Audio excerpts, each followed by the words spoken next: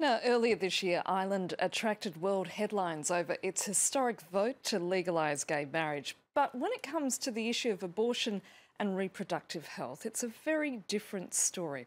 It's almost impossible to obtain a termination in Ireland. As a result, in the last 5 years alone, some 25,000 Irish women travelled to England or Wales to have abortions. Now, in an extraordinary move, a group of women who've done as such have posted images of their faces online. It's part of a new social media campaign to destigmatise the procedure and build support to change the law. And joining me now from Dublin is Julie Morrissey, one of the women behind the campaign. Julie, thanks so much for being with us. It's a brave move to admit to having an abortion, yet alone doing it in public and online. Who came up with the idea? Well, actually, Annette, I came up with the idea myself, and then I got the four other members on board with me very quickly. I had been trying to think of ways to confront the abortion issue in Ireland because it has been so widely swept under the carpet here, and I felt that women who travel deserve to be heard, their voices should be heard, and that we should really start to confront and deal with the abortion issue here, because really abortion is a reality of Irish life, but we've essentially just exported the problem to a different country. How hard was it to convince other women to take part, Julie? Well, it was quite easy to convince the four other founding members to join me in this project. That wasn't difficult. But it took about 6 months to find the 11 participants to get them to agree to have their photo taken. So it was a lot of work, and I mean, our participants really deserve all the credit. They're fantastic, groundbreaking women, and they're really forging a path for other women in Ireland to have their voices heard. And one thing about that campaign is to show the Irish public that it's ordinary people who are being affected as such. Absolutely, Annette. I mean, really, it's an identification problem here between women who travel for abortion services and some factions of Irish society and the Irish government.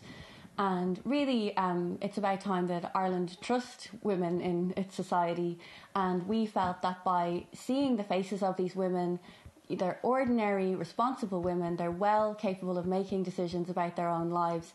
And really, it's a human rights issue.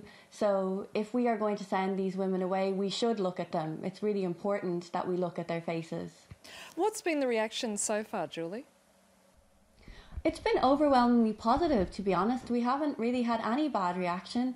I think for us and for the participants, it's been really positive.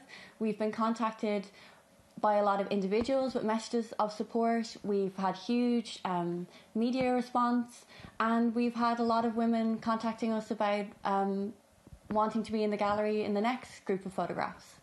So on all sides, we've had a great response. Now, for somebody outside of Ireland, it seems bizarre that on one hand, the country has a very liberal stance towards homosexuality, yet on the other, it's very conservative when it comes to attitudes towards abortion. It is confusing, and it's quite unbelievable that a country that's a member of the EU is still in this almost draconian position, I would think, in terms of abortion law. But I don't think that the abortion laws in Ireland really reflect the views of the majority of people. I don't think it certainly is a sensitive issue. I totally understand that.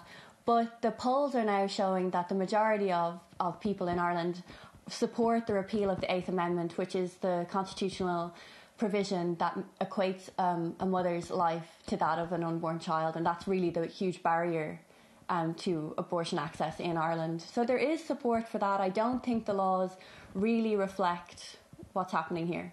So do you think that it's possible that within a short period of time that indeed the law could change?